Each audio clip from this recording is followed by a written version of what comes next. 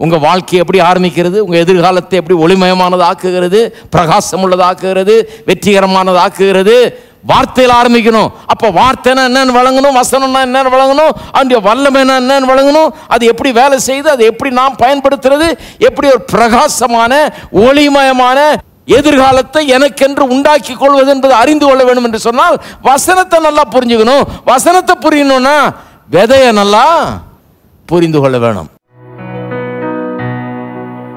ஒருவரும் சேர கூடாத ஒளியில் வாசம் செய்பவரே, ஒருவரும் சேர கூடாத ஒளியில் வாசம் செய்பவரே, நீரே பரிசுத்த தேவன், நீரே பரிசுத்த தேவன், நீரே நீ மாத்திரமே, நீரே நீ மாத்திரமே, நீரே நீ மாத்திரமே, நீரே நீ மாத்திரமே. பரிசுத்த பரிசுத்த பரிசுத்தரே, பரிசுத்த பரிசுத்த பரிசுத்தரே, பரிசுத்த பரிசுத்த பரிசுத்தரே, பரிசுத்த பரிசுத்தரே, நீரே நீ மாத்திரமே, நீரே நீ மாத்திரமே, நீரே நீ மாத்திரமே, நீரே நீ மாத்திரமே. உம்மை போல் வேறொரு தேவனில்லை, நீரே நீ மாத்திரமே, உம்மை போல் வேறொரு தேவனில்லை, நீரே நீ மாத்திரமே. பரிசுத்த பரிசுத்த பரிசுத்தரே, பரிசுத்த பரிசுத்த பரிசுத்தரே, பரிசுத்த பரிசுத்த பரிசுத்தரே, பரிசுத்த பரிசுத்த பரிசுத்தரே. போதகர் சாம்பி செல்லத்துறை அவர்கள் நடத்தும் பூரண சுவிசேஷ வேதாகம கல்லூரியில் ஊழிய பயிற்சி பெற உடனே விண்ணப்பிக்கவும். வகுப்புகள் 2015 ஜூன் மாதம் 15ஆம் தேதி முதல் ஆரம்பமாகிறது. விண்ணப்ப படிவம் பெற பூரண சுவிசேஷ வேதாகம கல்லூரி, தபால் பெட்டி எண் 494, சென்னை 7 அல்லது கீழ்காணும் தொலைபேசி எண்களில் தொடர்பு கொள்ளவும்.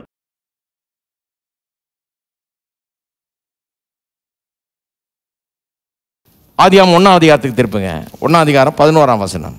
அப்பொழுது தேவன் சிருஷ்டிப்பில் எப்படி பண்ணார் பாருங்க. அப்பொழுது தேவன் பூமியானது புல்லையும் விதையும் பிறப்பிக்கும் பூண்டுகளையும், பூமியானது புல்லையும் விதையை பிறப்பிக்கும் பூண்டுகளையும், பூமியின் மேல் தங்கள் தங்கள் விதையுடைய கனிகளை தங்கள் தங்கள் ஜாதியின்படியே கொடுக்கும் கனி விருட்சங்களையும் முளைப்பிக்க கடவுது என்றார். அது அப்படியே ஆயிற்று.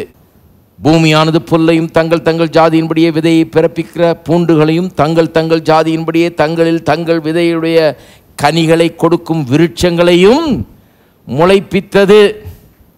பாருங்க, திரும்ப திரும்ப ஏதாவது வந்துன்னா ரொம்ப கவனிக்கணும். தங்கள் தங்கள் ஜாதியின்படியே தங்கள் தங்கள் விதையை உடைய எத்தனை தடவை ஒரு திருப்பி திருப்பி வாசிக்கும் போதே நம்மளுக்கே ஒரு மாதிரி என்ன இத்தனை தடவை சொல்லணுமாதான் இருக்குது இல்லையா? தங்கள் தங்கள் ஜாதியின்படியே தங்கள் தங்கள் விதையை உடைய, தங்கள் தங்கள் ஜாதியின்படியே தங்கள் தங்கள், எத்தனை தடவை சொல்கிறது? ஏன் அத்தனை தடவை சொல்கிறாங்கன்னா எதையோ ஒன்று சொல்ல விரும்புகிறாங்க. என்ன சொல்ல விரும்புகிறாங்க? இந்த விதையை கொஞ்சம் கவனின்றார். இந்த விதையை விளங்கிட்டா வசனத்தை விளங்கி கொள்ளலாம். ஹலோ, வசனம் என்னன்னு விளங்கலையா? வசனத்தினுடைய வல்லமை என்னன்னு விளங்கலையா? வசனம் எப்படி வேலை செய்யுதுன்னு விளங்கலையா? கடவுள் எல்லா வல்லமையும் வசனத்துக்குள்ள வச்சுட்டாரு. அப்போ வசனத்தை நல்லா தெரிஞ்சுக்கணும் இல்லையா? நமக்கு ஏதாவது தேவைப்படுற வல்லமை எங்க இருக்குது? வசனத்துக்குள்ள தானே இருக்குது. அப்ப அப்ப வசனத்தை நல்லா புரிஞ்சுக்கணும். வசனத்தை புரிஞ்சுக்க முடியலன்னா எதை கவனின்றாரு? விதைய கவனிங்கிறாரு. விதையில என்ன இருக்குது, எப்படி விதை முளைப்பிக்குது, எப்படி விதை வேலை செய்யுது. தங்கள் தங்கள் ஜாதியின்படியே தங்கள் தங்கள் விதைகளை தங்கள் தங்களுக்குள்ளே உடைய விருட்சங்களை உண்டாக்கினாராம். அதுக்குள்ள அதனுடைய விதை இருக்குது. அந்த விதையை விதைச்சா அதன் ஜாதியின்படியே பிறப்பிக்கிறது. அப்ப நான் சொல்லுகிறேன், கர்த்தருடைய வார்த்தை விதையா இருக்குது. எது? தேவனுடைய வசனம். தேவனுடைய வசனத்தை பற்றி நிறைய பேருக்கு வழங்கிக் கொள்ள முடியல. பாருங்க, வசனம்ன்றாரு. நிறைய பேருக்கு இது விளங்க தெரியுமா? சில இடங்களில் போய் பாருங்க, என்ன வார்த்தைன்னு பிரசங்கம் பண்றாரு, என்ன வசனம். கிறிஸ்தவங்கள இல்லாதவங்களுக்கு நல்லா விளங்குது. அவங்க சொல்றாங்க 100க்கு 100 உண்மைங்க, நீங்க சொல்றது 100க்கு 100 உண்மைன்றாங்க. இவங்களுக்கு தான் விளங்க மாட்டேங்குது. இவங்களுக்கு தான் அது என்னது வசனம் பிரசங்கம் பண்ணி ஏதாவது பரிசுத்தம் அது இதுன்னு பிரசங்கம் பண்ண போனோம். இது என்னமோ வேத வசனம் அதுதானே இருக்குது. முதலாம் அதிகாரத்தில் பரிசுத்தம்னா சொல்லி இருக்குது. ஹலோ, அப்போ எல்லாம் பரிசுத்தமாக தான் இருந்தது. அப்புறம் தான் எல்லாம் கெட்டு போச்சு. பரிசுத்தம்லாம் பின்னால் வந்த சப்ஜெக்ட்டுங்க. நான் அதுக்கு முன்னால் இருந்த சப்ஜெக்டை பேசிகிட்டு இருக்கிறேன். Original subject. முதல்ல என்ன இருந்தது? ஆதியிலே பரிசுத்தம் இருந்ததா? ஹலோ, எங்க ஆரம்பிக்கணுமோ அங்க ஆரம்பிக்கணும். ஆதியில என்ன இருந்தது? வார்த்தை இருந்தது. அந்த வார்த்தை தான் எல்லாத்தையும் உண்டாக்குனது. உங்க வாழ்க்கையில ஏதாவது உண்டாக்க வேணுமா? வார்த்தை இருக்கணும். உங்க வாழ்க்கையை எப்படி ஆரம்பிக்கிறது, உங்க எதிர்காலத்தை எப்படி ஒளிமயமானது ஆக்குகிறது, பிரகாசம் உள்ளது ஆக்குகிறது, வெற்றிகரமானது ஆக்குகிறது, வார்த்தையில் ஆரம்பிக்கணும். அப்ப வார்த்தைனா என்னன்னு வழங்கணும், வசனம்னா என்னன்னு வழங்கணும், அதனுடைய வல்லமைனா என்னன்னு வழங்கணும், அது எப்படி வேலை செய்யுது, அதை எப்படி நாம் பயன்படுத்துறது, எப்படி ஒரு பிரகாசமான ஒளிமயமான எதிர்காலத்தை எனக்கென்று உண்டாக்கி கொள்வது என்பதை அறிந்து கொள்ள வேண்டும் என்று சொன்னால் வசனத்தை நல்லா புரிஞ்சுக்கணும். வசனத்தை புரியணும்னா விதைய நல்லா புரிந்து கொள்ள வேணும். எத்தனை பேர் இருக்கிறீங்க? விதை எப்படி வேலை செய்யுதுன்னு அதான் சொல்றாரு. காணப்படாதவைகளாகிய தேவனுடைய நித்திய வல்லமையும் தெய்வத்துவமும் உண்டாக்கப்பட்டவைகளால் உலகத் தோற்றம், உலகம் உண்டானது முதற்கொண்டு விளங்க பண்ணப்பட்டிருக்கிறது. உலகத்தை என்னைக்கு உண்டாக்குனாரோ அன்னைக்கே விளக்கத்தை கொடுத்துட்டாராம். எதை குறித்த விளக்கம்? அவருடைய வல்லமை, அது எப்படி வேலை செய்து, வார்த்தையின் வல்லமைனா என்ன, அந்த வார்த்தை எப்படிப்பட்டதுன்றத விளக்கத்தை கொடுத்துட்டாராம். உலகம் உண்டான போது என்னத்தை உண்டாக்குனார்? இந்த உலகம் உண்டான போதுன்றதுனால தான் இந்த 1ஆம் அதிகாரத்திலிருந்து வாசித்தேன் 11-12 வசனத்தை. உலகம் உண்டான போது தேவன் பூமியானது விதையை பிறப்பிக்கும் பூண்டுகளையும் பூமியின் மேல் தங்கள் தங்கள் விதைகளுடைய கனிகளையும் தங்கள் தங்கள் ஜாதியின்படியே கொடுக்கும் கனி விருட்சங்களையும் முளைப்பிக்க கடவுது என்றார். சிருஷ்டிப்பை கவனின்றாரு. ஏன்னா அதை கவனிச்சா வசனம் எப்படிப்பட்டதுன்ற விளக்கம் அங்க கிடைக்கும்ன்றார். வசனம் எப்படி வேலை செய்யுது, அதுல எவ்வளவு வல்லமை இருக்குதுன்றது கிடைக்கும்ன்றார். என்ன வசனம் எப்படிப்பட்டது? விதையை கவனி. விதை எப்படிப்பட்டது? அது தன் ஜாதியின்படியே பிறப்பிக்கிறது. தன் ஜாதியின்படியே பிறப்பிக்கிறது. அப்ப தேவனுடைய வசனம் எந்த ஜாதி? எல்லா வல்லமையும் அதுக்குள்ள இருக்கிறது. உலகத்தை உண்டாக்குகிற ஜாதி அது. இன்னைக்கு காணப்படுகிற அத்தனையும் உண்டாக்கின அப்படிப்பட்ட வகையை சேர்ந்தது தேவனுடைய வசனம். அவ்வளவு வல்லமை உள்ளது. இந்த வசனத்தை கொண்டு வந்து ஏன் இருதயத்தில் விதைச்சா, அது தேவன் விரும்புகிற அத்தனையும் எனக்குள்ளே என் மூலமாக என்னுடைய வாழ்க்கையில பிறப்பிக்க கூடியதாய் இருக்கிறது. விதையில் அவ்வளவு பெரிய பவர் இருக்குது பாருங்க. ஒரு விதையை வச்சு நான் சொன்னேன் இல்லையா, ஒரு விதையை ஆரம்பிச்சு ஒரு பப்பாளி மரம் வச்சு அதில் எத்தனை பப்பாளி வரும், அந்த பப்பாளியில் எத்தனை விதை, ஒன்றுல எத்தனை விதை இருக்கும், அந்த ஒவ்வொரு விதையும் அடிச்சு ஒவ்வொரு பப்பாளி மரம் விதைச்சா அந்த ஒவ்வொரு பப்பாளியில் விதையிலிருந்து வர்ற எத்தனை மரம், அதில் எத்தனை பப்பாளி, அதில் எத்தனை விதைன்னு கணக்கு போட்டிங்கன்னா ஒன்றிலிருந்து கோடிக்கணக்கான பழங்களுக்கும் விதைகளுக்கும் டக்குன்னு போயிடலாம். கடகடன்னு கொஞ்ச நாளில். ஒன்றிலிருந்து ஒன்றுமே இல்லையா அப்படின்றவங்களுக்கு சொல்கிறேன், வசனத்தில் ஆரம்பிச்சிங்கன்னா ஒன்றும் இல்லாமையிலிருந்து எல்லாவற்றையும் உடையவர்களாக மாறிவிடலாம். அவ்வளவு பவர்ஃபுல்.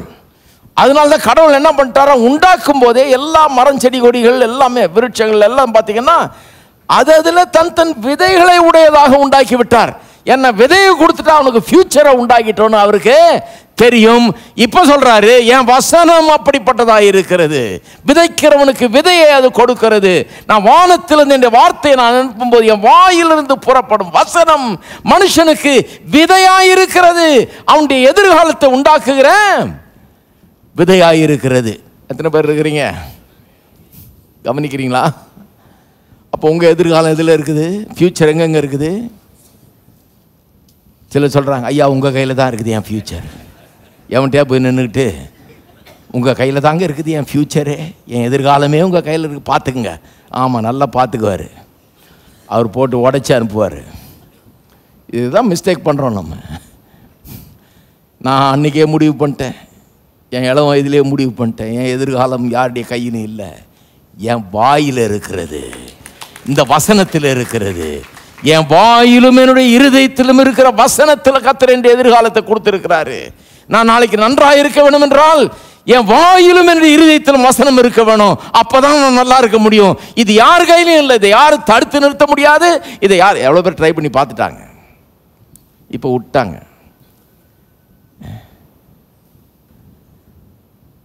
ரொம்ப ட்ரை பண்ணாங்க, இப்போ பார்த்தாங்க இவனுக்கு முடியும் நினச்சி போச்சு, இவனை தடுத்து நிறுத்தவும் முடியல, இன்னும் என்னத்தை பண்ணி தொலைக்கிறது இவன்ட்டு பேசாமல் விட்டாங்க. இப்போ என் மேலே கவனம் செலுத்துறது இல்லை, ஒன்றும் பண்ண முடியாதுன்னு தெரிஞ்சுக்கிட்டாங்க. ஏன்னா வசனத்தை ஒன்றும் பண்ண முடியாது,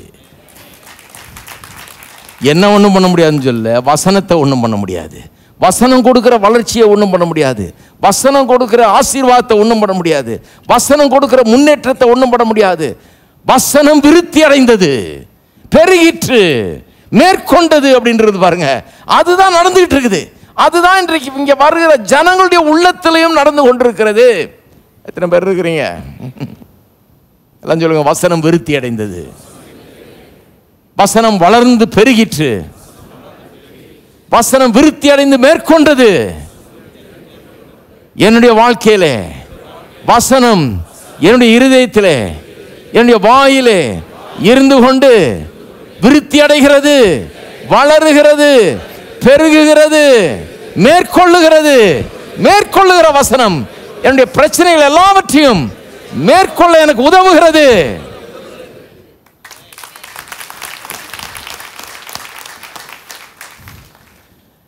இதை பாருங்க, எத்தனை தடவை இதை சொன்ன, எப்படி சொன்னாலும் அவ்வளோ அருமையான ஒரு சத்தியம் அது. இது எப்படி தான் சொல்றது பாருங்க. ஒரு எதிர்காலம் கிடைச்சிருச்சு, வார்த்தை கிடைச்சிருச்சு பாருங்க, விதை கிடைச்சிருச்சு. நான் அவங்களுக்கு ஒன்றுமே பண்ணல, அவங்களுக்கு காசு பணம்லாம் தர்றதில்லை, அவங்களுக்கு நான் இதை பண்ணிடுறேன் அதை பண்ணிடுறேன், எங்கிட்ட இந்த அனாயிண்டிங் இருக்குது அந்த அனாயிண்டிங் இருக்குது அப்படி பண்ணிடுறேன் எல்லாம் ஒன்றும் சொல்லலை. நான் வசனத்தை கொடுத்தாச்சு, வார்த்தையை கொடுத்தாச்சு, வெற்றி வாழ்க்கைக்கான விதைகளை கையில் கொடுத்தாச்சு. இந்த விதை எங்கேருந்து வருதுன்னு சொல்லியாச்சு. தேவனுடைய வார்த்தையில் தான், வார்த்தை தான் விதையாகிறது. வார்த்தை வரும்போது ஜாக்கிரதையாக கவனிக்கணும். மாரியை போலவும் மழையை போலவும் வந்து விதைக்கிறவனுக்கு விதையும் புசிக்கிறவனுக்கு ஆகாரத்தையும் கொடுக்கிறது. இருக்கிறீங்களா? ஒரு நல்ல எதிர்காலத்தை வார்த்தையின் மூலமாக தான் உண்டாகலாம். வார்த்தையை புரிஞ்சுக்கணும்னா விதையை புரிந்து கொள்ள வேணும், விதையினுடைய வல்லமையை புரிந்து கொள்ளணும். விதை ஒரு எதிர்காலத்தை எப்படி உண்டாக்குறது, ஒரு பெரிய விளைச்சல் எப்படி உண்டாக்குறதுன்னு புரிந்து கொள்ள வேண்டும். விதையிலிருந்து தான் என்ன உண்டாகிறது? அறுவடை, விளைச்சல் உண்டாகிறது இல்லையா? அப்போ நல்லா கவனிக்கணும் பாருங்க. இப்போ அது தன் ஜாதியின்படி பிறப்பிக்கிறது. இந்த விதை, வசனமாகிய விதை அதனுடைய ஜாதியின்படி பிறக்கிறது. அது எந்த ஜாதி? எல்லாவற்றையும் மேற்கொள்ளுகிற ஜாதி. தேவனுடைய வசனம் எந்த ஜாதி? ஒழுங்கின்மை, வெறுமை, இருள் எல்லாத்தையும் மேற்கொள்ளுகிற ஜாதி. அது எல்லா பிரச்சனையும், எந்த பிரச்சனையாக இருந்தாலும் சரி அது மேற்கொள்ளும். 8ஆம் அதிகாரம் பாருங்கள், அதே ஆதியாமத்தில் 8ஆம் அதிகாரம் பாருங்கள். இது ரொம்ப முக்கியம். விதையை பார்த்து வசனத்தின் வல்லமையை புரிந்து கொள்ளலாம். விதை எப்படி வேலை செய்யுதுன்னு பார்த்து வசனம் எப்படி வேலை செய்யுதுன்னு புரிந்து கொள்ளலாம். தான் பாயிண்ட்டு. 8:22 பூமி உள்ள நாளளவும் விதைப்பும் அறுப்பும் சீதனமும் உஷ்ணமும் கோடை காலமும் மாரி காலமும் பகலும் இரவும் ஒழிவதில்லை என்று தம்முடைய உள்ளத்தில் சொன்னார். எப்போ சொன்னார்? நோவாவின் காலத்தில் பெரிய வெள்ளம் வந்து எல்லாம் அழிஞ்சு போச்சு பாருங்க. எல்லாம் அழிஞ்ச பிறகு அந்த தண்ணியெல்லாம் வற்றின பிறகு ஒரு புது வாழ்க்கையை நோவ ஆரம்பிக்கிறான். வேறு யாரும் இல்லை, இவனும் குடும்பம்தான். முதல்லேருந்து ஆரம்பிக்கணும், ஸ்டார்டிங்லேருந்து. இதுக்கு நடுவில் என்ன ஆயிடுச்சு, பெரிய வெள்ளம் வந்து பூமியே மூடிக்கிட்டு சொதன்னு ஆகிடுச்சு. எல்லாம் அப்படியே எல்லாம் பேரழிவு மாதிரி. ஒரு சுனாமிக்கே எவ்வளோதுன்றோம், உலகத்தையே வெள்ளம் வந்து மூடிச்சுன்னா அப்படி இருக்கும்.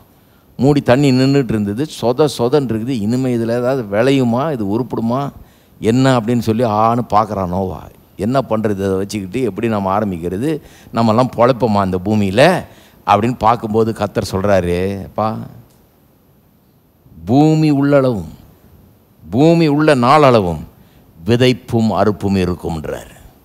இந்த விதைப்பும் அறுப்புன்றது ஃபெயில் ஆகவே ஆகாதுன்றார்.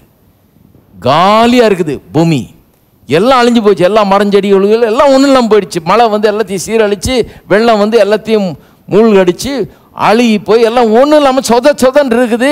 எதிர்காலம் இருக்குதா அப்படிங்கிற மாதிரி யோசிக்கிற நீ பயப்படாத. பூமி உள்ள நாளளவும் விதைப்பும் அறுப்பும் என்கிற அந்த பிரமாணம் வேலை செஞ்சுக்கிட்டே இருக்கும். விதைச்சினா அறுப்ப, அது இருக்கிற வரைக்கும் நீயும் இருப்பேன்றார். அது இருக்கிற வரைக்கும் உன் சந்ததிக்கு பிரச்சனையே இல்லை. எதிர்காலத்தை குறித்து பயப்படாத. ஏன் பயப்படாத? விதைச்சா அறுக்கலாம். காலியா இருக்குது ஆண்டவரே, ஒண்ணுமே இல்லையா ஆண்டவரே, ஒரு செடி இல்லை, ஒரு மரம் இல்லை, ஒரு காய்கறி இல்லை, ஒன்றும் இல்லை. விதைச்சா அறுப்பாய், விதைச்சா இன்னும் விளையும் பூமி. ஆதாமுக்கு பிறகு பாவம் வந்தது, பாவத்தில் சாபம் வந்தது, பூமி சபிக்கப்பட்ட நிலையில் இருக்குது. சபிக்கப்பட்ட நிலையில் இருந்தா கூட பரவாயில்ல, விதைச்சினா விளையும். விதைக்கு அவ்வளோ பெரிய ஒரு வல்லமை இருக்குது. விதைக்கு எப்படி பெரிய எவ்வளோ பெரிய வல்லமை இருக்குது. சபிக்கப்பட்ட பூமியில கூட, சபிக்கப்பட்ட நிலையில் இருக்கிற அந்த பூமியில கூட விதையை போட்டா அந்த விதை சாபத்தை எல்லாம் மேற்கொண்டு காய்கறிகளை உங்களுக்கு தரும், கனிகளை உங்களுக்கு தரும். ஹலோ, அப்படி வச்சுட்டார் கடவுள். சாபத்துக்கு எதிராக வேலை செஞ்சு என்ன பண்ணுமா, ஃபோர்ஸ் பண்ணி அந்த பூமியை, சபிக்கப்பட்ட அந்த பூமியை கட்டாயப்படுத்தி நீங்க விதைச்சதை விளைய வைக்கும். கூடயே முள்ளு கூறுக்கெல்லாம் விளையுது, அதெல்லாம் பிடுங்கி போட வேண்டியதாக இருக்குது. அதெல்லாம் சாபத்தில் வந்தது. இருந்தாலும் இந்த விதைச்சது விளையாமல் பண்ண முடியாது. விதையில் அவ்வளோ பெரிய ஒரு பவர் இருக்குது. சபிக்கப்பட்ட பூமியில் கூட சாபத்தையும் மீறி விளைச்சலை உண்டாக்கி, ஒரு அறுவடை உண்டாக்கி வாழ்க்கையை வளமாக்கும். அது இருக்கீங்களா? எப்படி சொல்கிறாரு பாருங்க கர்த்தர். அப்போ சொல்கிறாரு, வார்த்தையை புரிஞ்சுக்கணுமா? காணப்படாத இந்த தேவனுடைய நித்திய வல்லமை எப்படி வேலை செய்யுதுன்னு புரியணுமா உங்களுக்கு? காட்ஸ் பவர், இட்டர்னல் பவர் எப்படி வேலை செய்யுதுன்னு உங்களுக்கு புரியணுமா? ஒன்றும் இல்லை, காணப்படுகிற விதையை பாருன்றாரு. விதைப்பும் அறுப்பும் என்கிற பிரமாணத்தை பாருன்றாரு. எப்படி விதைச்சா விளையுதுன்னு பாருன்றாரு. எப்படி இந்த பூமியில் விதைச்சதை அறுக்கிறோம்ங்கிறத பாருங்கிறாரு.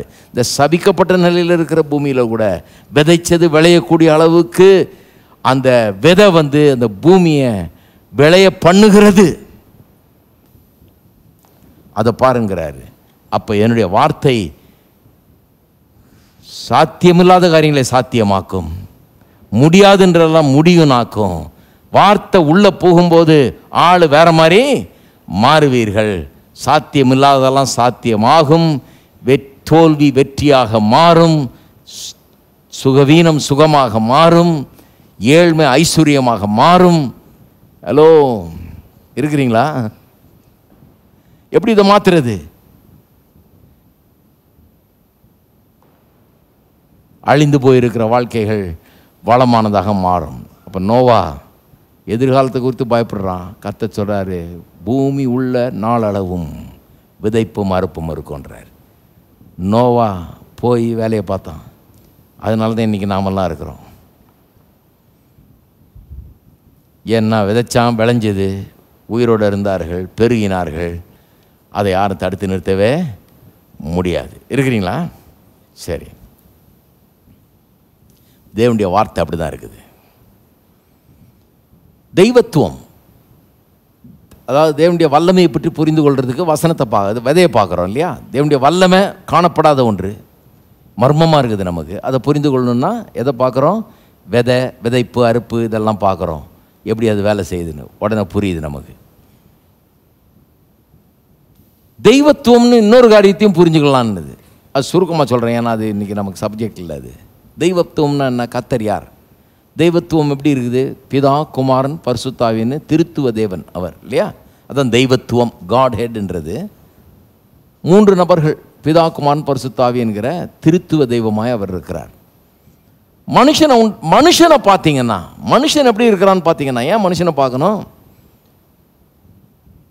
தேவன் தம்முடைய சாயலில் மனுஷனை உண்டாக்குனார். மனுஷனை பார்த்தீங்கன்னா தேவனை புரிஞ்சு கொள்ளலாம். தேவனை பார்க்காதவங்க மனுஷனை பார்த்தா புரிஞ்சிடும். மனுஷன் எப்படி இருக்கிறான்? ஆவி, ஆத்மா, சரீரம் என்று அவனும் ஒரு திருத்துவமாய் இருக்கிறான். அவனிடத்திலும் திருத்துவத்தை காணலாம். அவனுடைய ஆவி பிதாவாகிய தேவனோடு அதை சமப்படுத்தி சொல்லலாம். ஆவியை, தேவன் ஆவியாய் இருக்கிறார், மனுஷனும் ஒரு ஆவியாய் இருக்கிறான். நீங்கள் உட்காந்துட்டு இருக்கிறீங்க, சரீரத்தை தான் நான் பார்க்குறேன், நீங்கள் ஏன் சரீரத்தை பார்க்குறீங்க நிற்கிறத? ஆனால் இந்த சரீரம் அல்ல நான், இந்த சரீரம் அல்ல நீங்கள். சரீரத்துக்குள்ளே இருக்கிற ஆள் நம்ம. சரீரத்துக்குள்ளே இருந்து இந்த 2 கண்களாகிய ஜன்னல் வழியாக எட்டி பார்த்து கொண்டிருக்கிறோம். சிலர் அதை யோசித்து பார்க்கல இன்றைக்கி வரைக்கும் இல்லையா? உள்ளே இருந்துக்கிட்டு இங்கே ஜன்னலை கதவு திறந்து கண் அப்படி திறக்கும்போது என்னன்றோம்? உள்ளே இருந்து ஆள் வெளியே பார்க்குதுன்னு அர்த்தம். ஜன்னல் இது, வெளியே பார்க்கக்கூடிய ஜன்னல். ஆள் உள்ளே இருக்கிறார். ஆள் எப்படிப்பட்டவர்? ஒரு சரீரம் கிடையாது, ஆள் ஆவி. தேவன் தம்முடைய சாயலின்படி மனுஷனை உண்டாக்குனார், அவன் ஆவியாக இருக்கிறான். பிதாவாகி தேவன் ஆவியாக இருப்பது போல மனுஷனும் ஆவியாக இருக்கிறான். ஆத்துமான என்ன?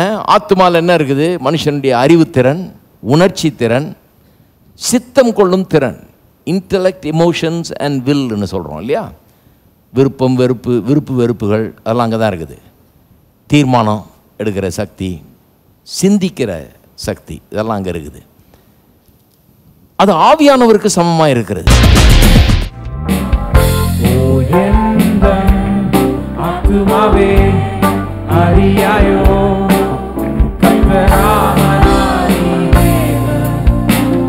பட்சத்தில் இருக்கிறான்.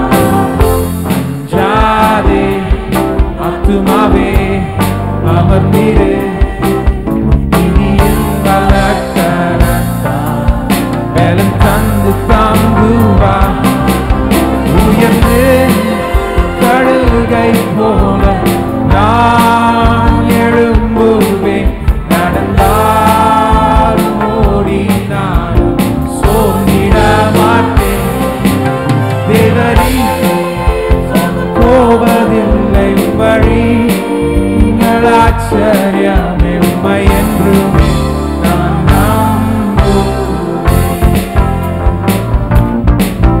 உயர்ந்து கழுகை போல நான் எழும்புவேன். நடந்தாலும் ஓடினாலும் சோர்ந்திட மாட்டேன். தேவரீ சோர்ந்து போவதில்லை உம்மடி, ஆச்சரியமே உம்மை என்றுமே நான் நம்புவேன்.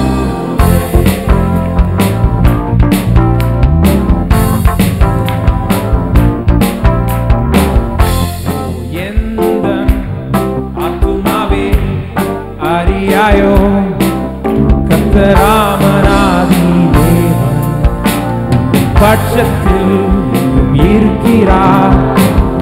அஞ்சாதே ஆத்துமாவே அமர்ந்திரு, நீதியின் வலக்கரத்தால் பலம் தந்து தாங்குவார். உயர்ந்து கழுகை போல நான் எழும்புவேன். நடந்தாலும் ஓடினாலும் சோர்ந்திட மாட்டேன். தேவரீ சோர்ந்து போவதில்லை வழி, ஆச்சரிய